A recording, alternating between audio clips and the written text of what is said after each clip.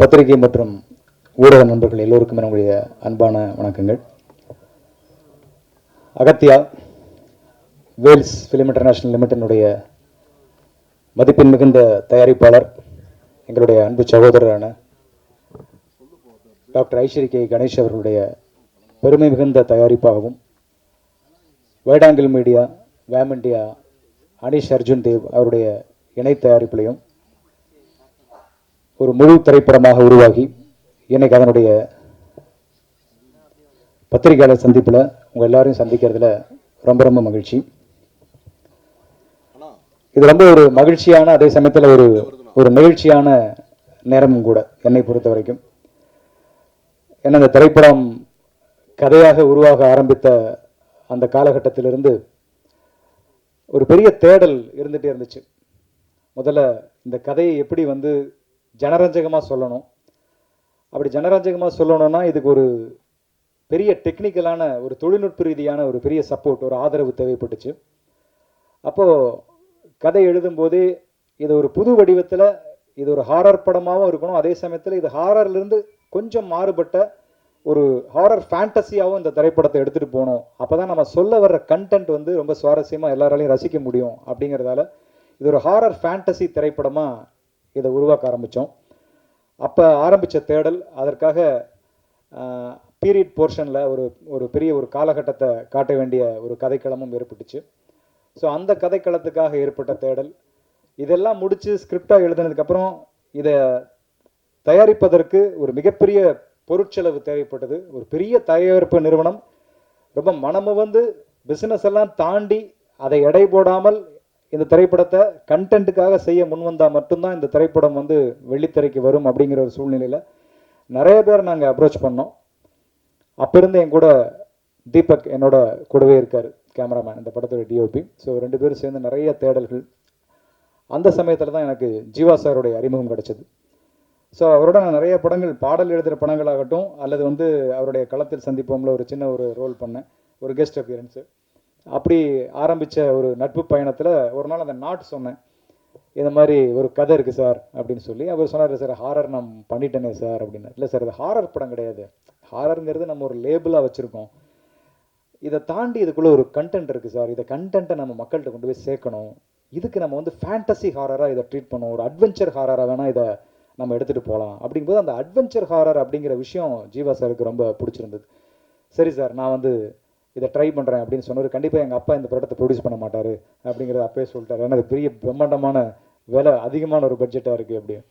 So அப்போ எப்படி பண்ணலாம் அப்படிங்கும்போது அவருக்கு அந்த இடத்துல ஒரு ஏதுவான ஒரு இந்த படத்தை எடுக்கக்கூடிய மனநிலையில் இருப்பார்கள் அப்படின்னு அவர் நம்பி அழைச்சிட்டு போன இடம் தான் வேல்ஸ் ஃபிலிம். அதில் ஐஸ்வரி கணேசன் சார் அவருடைய இல்லத்தில் சந்தித்த நாள் இன்னும் ஞாபகத்தில் இருக்குது. ஸோ கதை அவர்கிட்ட சொன்னோம், ஒரு கதை ரொம்ப பிடிச்சிருந்து, உடனே எல்லாமே ஆர்கனைஸ் பண்ணார். நாங்கள் கேட்டது, நாங்கள் கேட்க தயங்கினது, நாங்கள் இதெல்லாம் கேட்கலாமான்னு யோசித்தது அப்படின்னு எதையுமே விட்டு வைக்காமல் அவ்வளவு பேரையும், ராஷிகண்ணா ஒரு பேன் இண்டியன் ஹீரோயின் இன்னைக்கு, ஸோ அவங்கள இந்த படத்துக்கு ஹீரோயினாக கொண்டு வரலாம் அப்படிங்கிற முடிவு எடுத்தார். அதே மாதிரி இன்னொரு முக்கியமான அழுத்தமான கதாபாத்திரம் அர்ஜுன் சார் பண்ணால் நல்லாயிருக்கும் சார் அப்படிங்கும்போது அர்ஜுன் சாரை பேசி அவர் இந்த படத்துக்குள்ளே கொண்டு வந்தாங்க. அதே மாதிரி சில ஃபாரின் ஆர்டிஸ்ட் நடித்தா அந்த கலர் அப்படியே மெயின்டைன் ஆகும், அப்படியே பிரதிபலிக்கும். அப்படிங்கும்போது அந்த ஃபாரின்லேருந்து அந்த ஆர்டிஸ்ட்டுகள் எல்லாம், ஒரு மட்டில்டான்ற ஒரு ஹீரோயின் வந்தாங்க, அப்புறம் எட்வர்ட் அப்படிங்கிற ஒரு முக்கியமான ஒரு நிறைய RRR படத்தில் நடித்தவர், அவர் உள்ளே வந்தார். அப்புறம் யோகி பாபு சார், ஒரு comedy portion Yogi Babu sir, VTV, Kingsley, Radharavi sir அப்படின்னு சொல்லி ஒரு பெரிய நட்சத்திரங்கள் அணிவகுப்பே இந்த படத்தில் எங்களுக்காக அவர் நடத்தி கொடுத்தாரு. அதே மாதிரி இந்த படத்தை ஒவ்வொரு நாளும் எடுத்துகிட்டு போகும்போதும் அதுக்கு லைவ்லேயும் சரி பீரியட்லேயும் சரி நிறைய செட் ஒர்க் தேவைப்பட்டுச்சு. ஸோ அப்போ அரங்க வடிவமைப்புக்கு பெரிய பெரிய பொருட்செலவாச்சு, அதையும் பண்ணி கொடுத்தாரு. ஸோ எல்லாமே இங்கே இது நான் ஒரு மேடைக்காக மட்டும் சொல்லலை, அவர்கிட்ட படம் பண்ணின, கணேஷாட்ட படம் பண்ண எல்லா டைரக்டர்ஸுமே உண்மையாக சொல்லக்கூடிய விஷயம் என்னென்னா, நம்ம ஒரு மயில் தோகை கேட்டால் ஒரு மயிலை கொண்டு நிறுத்துவார். அதுதான் அவருடைய ஒரு பெரிய பண்பு. அவர் அந்த சினிமா மேலே வச்சிருக்கிற அந்த பேஷன், அந்த நேசம், அந்த காதல், இதெல்லாம் பார்த்து அவரை நான் ரொம்ப வியந்திருக்கேன். இதை பாராட்டி எனக்கு அடுத்த படம் கொடுப்பாரு அப்படிங்கிறதுக்காகலாம் நான் பாராட்டி பேசுகிறதே இல்லை. படம் நல்லா இருந்தால் எல்லாரும் படம் கொடுப்பாங்க, அதனால் அது வேறு. பட் உண்மையை நான் சொல்லணும்னு ஆசைப்பட்றேன், இது எல்லா டைரக்டருக்கும் கொடுத்து வச்ச இடம் Vels film international limited. So அது இந்த இடத்துல பெருமையோட இந்த படத்தில் நான் முழுமையாக ஒர்க் பண்ண காரணத்தால், எனக்கு நல்ல அனுபவ ரீதியாக தெரிஞ்ச காரணத்தால் அதை சொல்கிறேன். ஸோ அப்படி எங்களுக்கு எல்லா விதமான வசதிகளையும் செஞ்சு கொடுத்தாரு. அதெல்லாம் தாண்டி படத்தை முடிச்சிட்டோம். கிட்டத்தட்ட 80 65 நாள் 70 நாள் ஷூட்டிங் முடிச்சிட்டோம். முடிச்சதுக்கப்புறம் போஸ்ட் ப்ரொடக்ஷன் நகர்ந்து பார்த்தோம்னா படம் எடிட் பண்ணி பார்த்தா பூரா இடத்துலையும் மேட்டு, க்ரீன் மேட்டு, எங்கேயுமே பச்சை பச்சை மேட்டாகவே வச்சு முழுக்க எடுத்து வச்சுருக்கோம். ஸோ எப்படிப்பா இதை படமாக எடுத்துகிட்டு வருவீங்க அப்படின்னு ஃபஸ்ட் காப்பி பார்க்கும்போது கேட்டாங்க. அதுக்கப்புறம் தான் இதோடைய சிஜி அளவு என்னன்னு யோசிச்சு கனெக்ட் பண்ணி எடிட் பண்ணதுக்கப்புறம் பார்த்தா கிட்டத்தட்ட 90 நிமிஷம் இந்த படத்தில் விஎஃப்எக்ஸ் காட்சிகள் தேவைப்பட்டுச்சு. எதுவுமே திணிக்கல. அது செட் எக்ஸ்டென்ஷன் ஆகட்டும், ஒரு கரண்ட் எரேஸ் ஆகட்டும், ரோப் எரேஸ், இப்படி பல காட்சிகள் எடுக்கும்போது 90 மினிட்ஸ் 90 நிமிஷம் விஎஃப்எக்ஸ் காட்சி தேவைப்பட்டது. ஸோ அதுக்கு குறுகிய காலத்தில் பண்ணணும், படம் ரிலீஸுக்கு 1 வருஷத்துக்குள்ளே பண்ணோம். அதுக்காக 1 வருஷம் டைம் எடுத்தோம். அதில் 14 கம்பெனிகள் இந்த படத்துக்கு விஎஃப்எக்ஸ் காட்சிகளை வடிவமைச்சாங்க. ஸோ அதில் குறிப்பாக அந்த கிளைமேக்ஸ் காட்சி வந்து ஒரு நல்ல காட்சியாக இருக்குன்னு நான் நம்புகிறேன். அது வந்து ஒரு பெரிய பொருட்செலவு அந்த காட்சிக்கு அவங்க ஏற்றுக்கிட்டாங்க. ஒரு முக்கியமான டாக்டர் ஸ்ட்ரேஞ்சர் போன்ற படங்கள் எல்லாம் பண்ண ஒரு வெளிநாட்டு கம்பெனி ஒருத்தவங்க தான் அந்த இறுதி காட்சியில் ஒரு அனிமேட்டட் ஒரு சண்டை காட்சி அவங்க பண்ணி கொடுத்தாங்க. ஸோ அது வந்து ஒரு நல்ல விஷயமா அந்த படத்தில் இருக்கும்.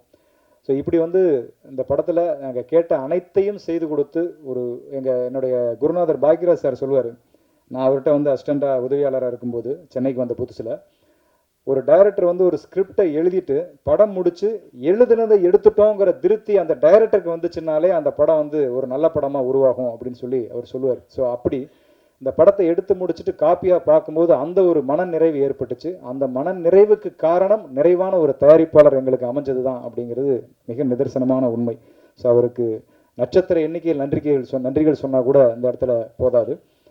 அதே போல் எனக்கு கிடைச்ச ஒரு அற்புதமான தொழில்நுட்ப கலைஞர்களுடைய கூட்டணி, அது மிக முக்கியமானது. நான் முதல்ல சொன்ன மாதிரி தீபக் குமார் பதி நிறைய படங்கள், டிடி ரிட்டர்ன்ஸ் ஆகட்டும், தமிழுக்கு ஒன்றை எழுத்துவம் அப்படின்னு நிறைய வெற்றி படங்கள் நிறைய பண்ணிட்டு இருக்காரு. இப்போ சந்தானம் சாரோட படம் பண்ணிட்டு இருக்காரு. இப்படி பல வெற்றி படங்கள் அவர் பண்ணிட்டு இருக்கும் போதும் இந்த படத்தில் அவர் வந்து ஒர்க் பண்ணது ஒரு டிஓபியா மட்டும் இல்லாமல் ஒரு தோள் கொடுக்குற ஒரு தோழனா, ரொம்ப போராடும் காலகட்டங்களில் கூடவே இருந்து அதை தைரியம் சொல்லுகிற ஒரு நண்பனா அப்படின்னு சொல்லி தீபக்குடைய பங்களிப்பு என்னுடைய இந்த கடந்த ஒரு 3 ஆண்டுகளில் மிக அதிகமான, நான் வந்து என் பையன் பேரை சொல்லி கூப்பிட்டதை விட அதிகமாக தீபக் பேரை சொல்லி தான் நான் கூப்பிட்டுருப்பேன் இந்த 3 வருஷத்தில். அந்த அளவுக்கு என் கூடவே இருந்து இந்த படத்துக்கு வந்து ரொம்ப பெரிய ஒரு உறுதுணையாக இருந்திருக்காரு. அவருடைய விஷுவல்ஸ் கண்டிப்பாக பேசப்படும். நீங்கள் எல்லாரும் படம் பார்க்கும்போது கண்டிப்பாக உங்களால் அதை உணர முடியும் நான் நம்புகிறேன். அதே மாதிரி எடிட்டர் சான் லோகேஷ், அவருடைய எடிட்டிங், ஏன்னா படம் வந்து 2 விதமான காலகட்டத்தில் நகரும். ஒன்று லைவில் போகும், இன்னொன்று ஒரு 1940 அப்படிங்கிற ஒரு பீரியடில் அந்த படம் நகரும். ஸோ இந்த இரண்டையும் இணைக்கிற புள்ளிகளை அந்த எடிட்டிங் அப்படிங்கிற அந்த அற்புதம் அவ்வளோ அசாத்தியமாக அது வந்து அழகாக இந்த படத்தில் நிகழ்த்தி கொடுத்துருப்பாரு சான் லோகேஷ்.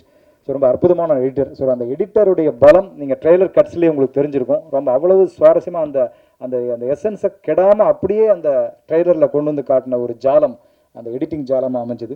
அதே மாதிரி இந்த படத்தினுடைய ஆர்ட் டைரக்டர் சண்முகம், ஃபைட் மாஸ்டராக ஒர்க் பண்ண கணேஷ் மாஸ்டர், காஸ்டியூம்ஸ் முக்கியமாக அந்த பீரியட் காஸ்டியூம்ஸை கண் முன்னால் கொண்டு வந்து நிறுத்தின சாய் சார், பல்லவி மேடம், டீனா ரொசாரியோ அப்படின்னு சொல்லி நிறைய கூட்டணி இந்த படத்தில் வந்து டெக்னீஷியன்ஸை எனக்கு ரொம்ப பக்கபலமாக அமைஞ்சு அதில் ஒர்க் பண்ணாங்க. குறிப்பாக மியூசிக் யுவன் சங்கர் ராஜா. ஸோ அவரோட நான் நிறைய பாடல்கள் எழுதியிருக்கேன். ஸோ இந்த படத்தை பொறுத்த வரைக்கும் என்னுடைய டைரக்ஷன் படங்கிறதால அவர் கொஞ்சம் கூடுதல் கவனம் எடுத்தே செஞ்சார் அப்படின்னு சொல்லலாம். அவர் அப்போ துபாயில் இருந்த சமயம். ஸோ என்னை கம்போசிங்க்கு சார் அங்கே அனுப்பிச்சிருந்தார் கணேஷ் சார். ஸோ அங்கே தான் கம்போஸ் பண்ணோம். அந்த முதல் நீங்கள் பாட்டிலேருந்து இப்போ சித்தர் பாடல் எல்லாமே. ஸோ அப்படி ஒவ்வொரு பாட்டுமே அவர் ரொம்ப உட்காந்து மெனக்கெட்டு ரொம்ப, அதுவும் ரீரெக்கார்டிங்கில் அவர் ரொம்ப ஈடுபட்டு இந்த படத்தை பண்ணியிருக்காரு. கண்டிப்பாக நீங்கள் முழுசாக படம் பார்க்கும்போது ரீரெக்கார்டிங் அவருடைய எப்போவுமே யுவன்னாலே அதில் ஒரு தீம் மியூசிக் அப்படிங்கிறது அவருடைய ட்ரேட்மார்க். அது கண்டிப்பாக இந்த படத்தில் மிஸ் ஆகாது. அப்படி ஒரு அழகான படத்துடைய ஸ்பீடே வேறு லெவலில் மாறிச்சு ரீரெக்கார்டிங் பண்ணி முடிச்சதுக்கப்புறம் பார்க்கும்போது. ஸோ அப்படி ரீரெக்கார்டிங் ரொம்ப அழகாக இந்த படத்தில் வடிவமைச்சு கொடுத்தார்.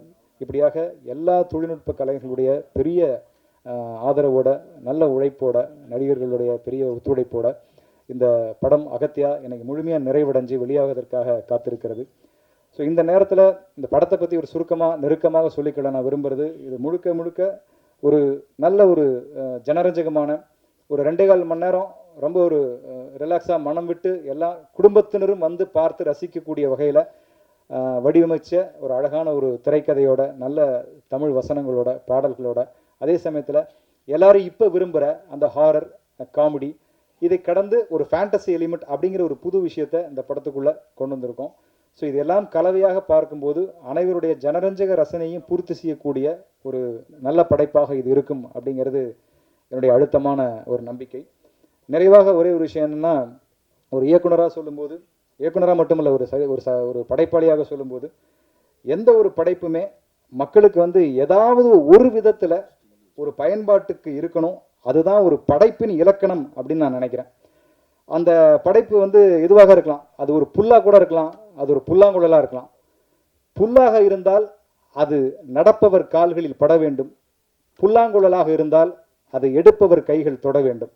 ஸோ படைப்பு என்பது மக்களின் பயன்பாட்டிற்கு ஏதாவது ஒரு விதத்தில் அது போய் சேரணும். அப்படி ஒரு முயற்சியாகத்தான் இந்த அகத்தியா ஒரு அழகான கருவை சுமந்து கொண்டு மக்களை நோக்கி, உங்களை நோக்கி வந்து கொண்டிருக்கிறது. நான் சினிமாவிற்கு வந்து கிட்டத்தட்ட 27 வருஷங்கள் ஆயிடுச்சு. பாடலாசிரியர் அறிமுகமாகி, நடித்து, டைரக்ஷன் பண்ணி, ப்ரொடியூஸ் பண்ணி அப்படின்னு சொல்லி அகத்தியா 27 வருஷங்களில் கடந்துருச்சு. ஸோ 27 ஆண்டுகளில் நான் சினிமாவுக்குள்ளே இருந்து கற்றுக்கிட்ட விஷயம் ஒன்று தான். சினிமாவினுடைய வெற்றி என்பது, சினிமாவில் ஜெயிக்கிறது, வெற்றி பெறுவது என்பது தேடி செய்வது அல்ல. அது பலரும் கூடி செய்வது தான் வெற்றி. சினிமாவின் வெற்றி மட்டும் ஒரு தனிப்பட்ட வெற்றியாக ஒரு தனி மனிதர் ஜெயிச்சிட்டார் அப்படி இருக்க முடியாது. பல கலைஞர்களுடைய கூடி செய்வது தான் ஒரு கலைஞனுடைய வெற்றியாக மாறும். அப்படி இந்த அகத்தியான்கிற படைப்பை எடுத்து வந்திருக்கிறோம். உங்கள் எல்லோரோடும் கூடி இந்த வெற்றியை அடைய வேண்டும் என்பது என்னுடைய மிக அன்பான ஒரு வேண்டுகோள். என்னுடைய பேனாவிற்கு உங்களுடைய பேனாக்களை துணைக்கு அழைக்கிறேன். உங்களுடைய வாழ்த்துக்களோடு பிப்ரவரி 28ஆம் தேதி வருகிறோம். வாழ்த்துங்கள். இந்த மிகப்பெரிய வாய்ப்புக்கு என்னுடைய அன்பான நன்றிகளை தெரிவிச்சுக்கிறேன். நன்றி, வணக்கம்.